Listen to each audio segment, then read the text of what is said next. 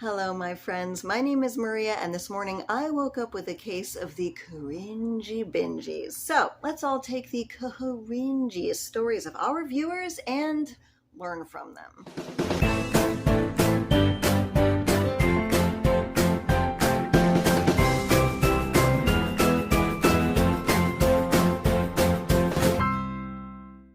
On to the good stuff. We have two emails today, both from female viewers that were less than impressed with the guys that they went out with. I think you're really going to enjoy this. Leave a comment down below and let me know where you think these guys might have gone wrong. The first email is from a girl I will call Lauren, and Lauren writes, "Dear Maria, I have a cringy dating story for you about a guy I ended up ghosting a few years ago. And I've always kind of felt guilty about it because I don't know if he deserved to be ghosted. I'm going to say this guy's name is Rory. I met Rory at a pizza parlor, and after some chatting, it turned out we had mutual friends. A few days later, I heard from one of our friends that Rory had been asking about me and my interests. My friend told him that I enjoyed going to church and church functions. I'm telling you this because the next time I went up to the pizza parlor, because I admit I did want to talk to him again, he was standing at the front counter reading a Bible. He acted like I caught him off guard when I walked in and told me he was just brushing up as he enjoyed reading the Bible a little bit every day. It was kind of flattering that he was trying to impress me. It was pretty cringy though, as he had obviously seen me walking up to the pizza parlor and it was such a clear move. Yeah.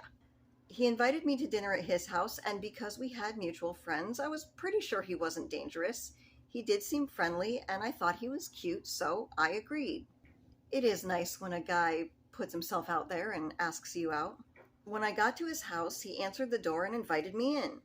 A couple of minutes later, his mom burst into the living room, all smiles, and could not wait to meet me. That's when I found out he lived with his mother, and it wasn't so much that he lived with his mother. It was that I didn't get any warning, so it took me completely by surprise, not to mention I was wearing a very revealing outfit as I thought we were going to be having a romantic evening together alone. That's a good first impression. Rory sat down on the couch and invited me to come sit next to him. He put in a movie which he kept going on and on about was his absolute favorite of all time, none other than Dirty Dancing. His mom came in and set up tray tables in front of us, then proceeded to cook up TV dinners while doting on Rory and giving him kisses as she walked back and forth from the kitchen. She kept telling us to enjoy ourselves while Rory was practically bouncing up and down on the couch, singing excitedly as he knew every word to the Dirty Dancing soundtrack. You paint quite a picture. Lord forgive me, I don't know if it was right or wrong, but I never talked to the man ever again. It was way too much for me. We were 25 years old. Honestly, Lauren, if it really makes you feel that guilty, I had a time in my life where I ghosted a guy who didn't deserve it. I just wasn't interested, and I was young, and I didn't navigate the situation very well, so I always kind of felt guilty about ghosting him because he never really treated me badly. A couple years later, I actually did message him and I apologized for it, and he seemed to appreciate it, and he was like, hey, we're good, no problem. At this time, I would like to invite my viewers to take a moment and leave a comment down below if you feel like Rory deserved to be ghosted. Actually reading through this, I'm not sure if the apology should go to Rory or his mom. Frustrated because you can't find a date to the dance? Don't sweat it. Show yourself love instead with Summer Make the Rules by OPI. This colorful collection will lift you up and shed those fears of being caught alone in a crowd. Show up with confidence knowing that when you learn all the right moves, your dance card will always be full.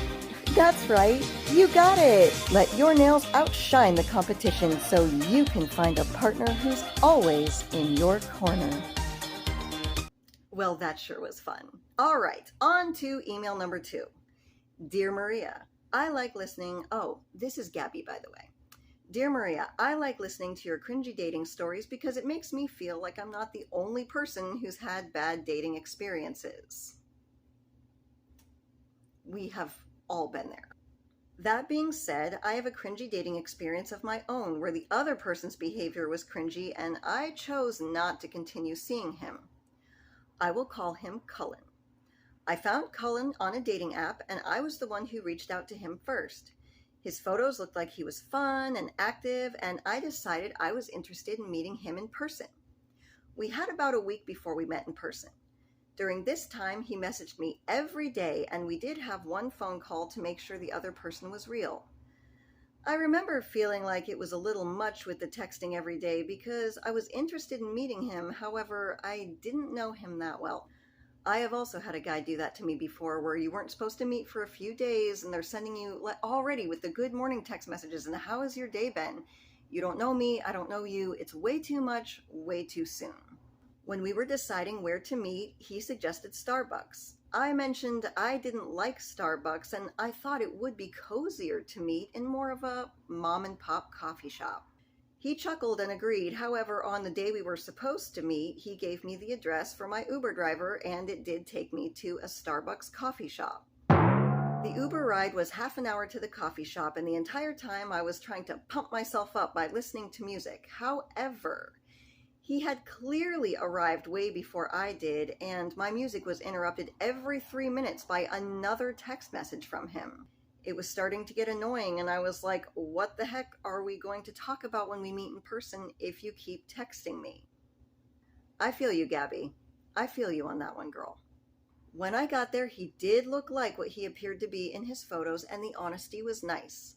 But the building looked like a 9-to-5 office building. The yellow overhead lighting was terrible, and it was a pretty small Starbucks, so there wasn't very many places to sit, and we ended up sitting awkwardly next to each other on something that resembled a small futon. When we sat down, he smiled and told me he loved to come to that coffee shop every day for work, as he was a big Starbucks fan. Maybe that's why it seemed so much more like a business meeting or an interview, LOL. Not sexy. Agreed. The worst part was I already have a bit of anxiety normally. Meeting a new person also induces anxiety, and on top of that, the cold atmosphere of that coffee shop did nothing to relax me and warm me up to him. He did most of the talking, explaining to me his job working with computers, which I have no knowledge or interest in. After a while, I kind of just wanted to leave. While I was Ubering home, he sent me a text apologizing if he talked too much. He said he felt like he talked too much because he was nervous, and while I can understand that, it was kind of a turnoff that he was already apologizing for himself. Not to mention it was yet another text message. Yeah, this guy's really blowing up her phone.